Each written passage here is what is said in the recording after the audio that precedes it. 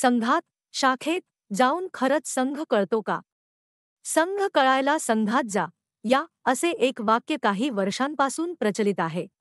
मला हे वाक्य संघ रचनेच्या विरुद्ध वाटते.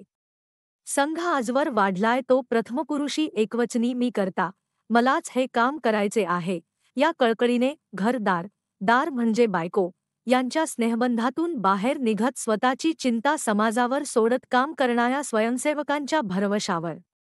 शाखा हे मूळ तंत्र व कार्यक्रम हे त्यावरील झुलवा आकर्षक आवरण. मी अशा अनेक निष्ठावंतांना ओळखतो, ज्यांची स्वतःची जीवनाला साधन व संघशाखेला साध्य बनवलेले आहे वा होते. त्यामुळे सरकारी नोकरी करायची, त्याकाळी नवक्या सरकारीच, व सरकारची प्रामाणिक सेवा करून इतर सारा वेळ संघकार्यात द्यायचे. अगदी पारिवारिक समारंभांनाही ते दुय्यम स्थान द्यायचे. नित्यनेमाने होणाऱ्या बदल्या स्वीकारायचे व ज्या गावी बदली झाली तिथे संघशाखा सुरू करून त्या गावाच्या परिसरात प्रवास करायचे. यासाठी खर्च स्वतःच करायचे. त्याकाळी तर संदेशवहनाचे तंत्रही नव्हते. त्यामुळे रात्री घरी यायला उशीर होतोय, हे घरी कळवायचा मार्गही नव्हता. त्यामुळे हा बुवा घरी येईपर्यंत त्याची बायको बसे मुख्य दारात उघडा गडवा ठेवून व त्याकडे टक लावून बघत, की कधी एकदा हा गडवा सरळ होई. काही घरात तर हा उघडा गडवा जणू त्या गृहिणीचे कुलदैवतच बनलेला होता. ज्ञानेश्वरांनी अनेक विरहिणी विराणी लिहिलेल्या आहेत. त्यापैकी एक, उड उड रे काऊ तुझे सोनेनी मढवीन पाऊ, पाहुणे पंढरी राऊ घरा कैयेती. या घरच्या गृहिणीचा पंढरी राऊ तर रोजच उशिरा घरी यायचा. मग ही काळजीयुक्त विरहिणी बहुधा त्या गडव्यालाच आपला सखा मानत त्याला नवरा कधी येईल हे विचारत पुढे, मी चांदीचा गडवा लहान भाऊ म्हणून आणीन तुला, असे काहीसे आश्वासन देत असावी. त्यामुळेच गुढीच्या काठीवरही तो उबडा गडवा प्रतिष्ठित झाला असावा. अशा उबड्या गडव्याच्या भरवशावर अनेक परिवार संघकार्यात रुजले होते. उबड्या गडव्यावर पाणी, ही म्हण मला म्हणूनच आवडत नसे. पण आताची यांत्रिक वा आयपी कार्यपद्धती बघता या उबड्या गडव्यावर पाणी पडलेले स्पष्ट दिसून पडते. संपर्क हेच संघटनसूत्र पहिले मानले जाई.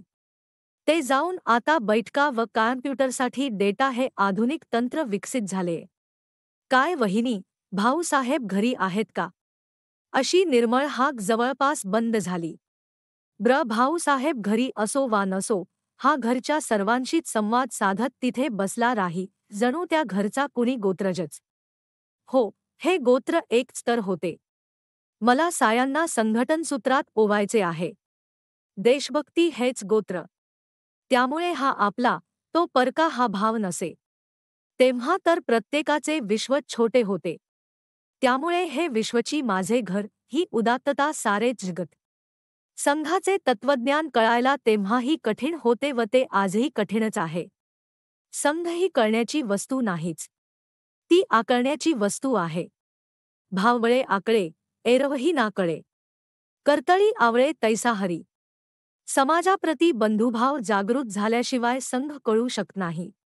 हे घडेल तेव्हा घडेल, पण आपली विचारपूस करायला आपल्याकडे आलेला स्वयंसेवक हाच संघ आहे, ही त्या घरची ठाम समजूत असे. संघतत्व सांगून कळणारे विचार नाहीच. घरी आलेल्या त्या स्वयंसेवकाच्या चेहऱ्यावरील आत्मीय भाव, हाच त्या घरच्या लोकांना संघ वाटे. तो चेहरा जे बोलतो, तेच संघतत्व आहे, ही त्या घरची खात्री पटलेली असे. त्यामुळे संघ वाढला तो अशा संपर्कसूत्रानेच. 1 तासाच्या शाखेसाठी अर्धा तास पहिले घरून निघावे लागते व शाखा सुटल्यावर 1 तासाने घरी पोहोचावे लागते. संघशाखा सुदृढीकरण ही 2.5 तासांची प्रक्रिया आहे.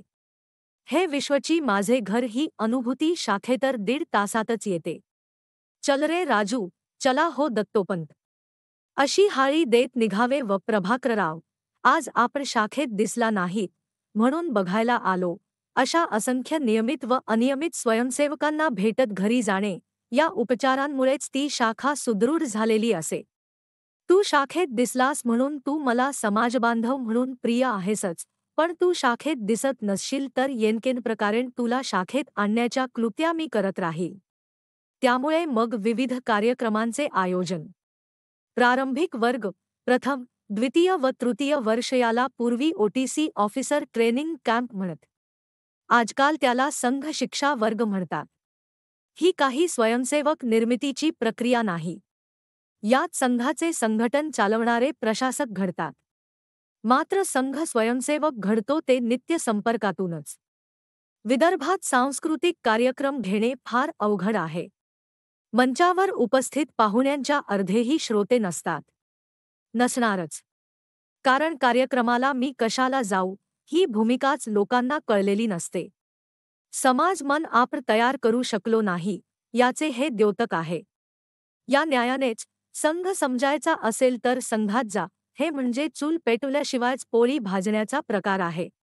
लोकांना काय गरज आहे संघ समजून घेण्याची? संघ हे समजून घेतण्यातले नव्हे, समजून देण्यातले संघटन आहे. समजून घेणे ही समाजाची गरज आहे. पण संघ कशाला समजून घ्यावा या वैचारिक भूमिकेपर्यंत अजून समाज पोहोचलेला नाही. त्यामुळे संघ समजवून सांगण्याची पूर्वापार पद्धत अवलंबणे म्हणजे संपर्कसूत्र हाती घेणे हेच आवश्यक. त्यामुळे संघ म्हणजे शाखा व शाखा म्हणजे संपर्क हे सूत्र पुनर्जीवित होणे गरजेचे. मी त्याला मेसेज केलाय. या वाक्यात फक्त कृत्रिमता वा डेटा जेनरेशन आहे. पण मी त्याच्या घरी जाऊन आलो, ही एक परिपूर्ण प्रक्रिया आहे. मी अमुक तमुक कडे जाऊन येतो. बायकोला संघ कळला. रस्त्यात कोणीतरी भेटले. काय शरदराव कुठे निघाले? वामन कांबळेकडे निघालो. तो इतक्यात शाखेत दिसला नाही. या प्रक्रियेत रस्त्यावर भेटलेल्या ओळखीच्या व्यक्तीला संघ कळला. काय वामनराव, घरी आहात का? ओटीसीन केलेल्या शिष्टाचार विहीन स्वयंसेवकाचा हा आवाज किमान 3 घरी जातो. या 3 घरांना संघ कळला. बसा भावजी, पाठवते यांना. वहिनी, मी चहा पिऊनच जाईल तुमचा आग्रह असल्यास पोहेही खाई. वहिनी संघाशी जुळल्या. का रे मंदार, मुलाचे नाव लक्षात ठेवलेले असते. मागच्या वेळी मी आलो तेव्हा तू क्रिकेटच्या टुर्नामेंटला बाहेर गेला होता म्हणे. काय झाले त्याचे? बापरे, काकांना माझी केवढी माहिती. मुलगा मनात विचार करतो. मुलगा संघाचा झाला. तोवर वामनराव येतात. मग चहा पिणे होईपर्यंत वामनरावांशी हितगुज. परवा शाखेत कार्यक्रम आहे, हा एक निरोप देताना किमान 10 जणांचा संघ कळला.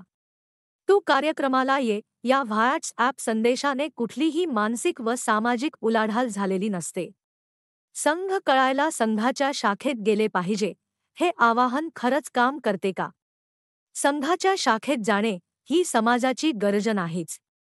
विमा घेतला पाहिजे, हे आदर्श तत्व आहे. पण म्हणून कोणी विमा कंपन्यांच्या कार्यालयासमोर गर्दी करत नाही. त्यासाठी विमा अभिकर्ताच घरी पाठवावा लागतो. त्याने 10 खेपा मारल्यावरच विमा संरक्षण घेतले जाते. जर व्यक्तिगत फायद्याचे असूनही विमा कार्यालयात विमा काढायला कोणी जात नाही तर समाजाच्या फायद्यासाठी कोणी शाखेत का जावे?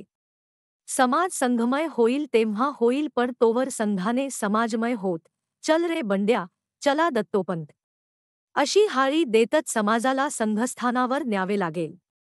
कितीही ॲप निर्माण करा व किणीही डाटा गोळा करून मोबाईलवर मेसेज पाठवा, प्रत्यक्ष संपर्क हाच संघवाढीचा तरणोपाय आहे.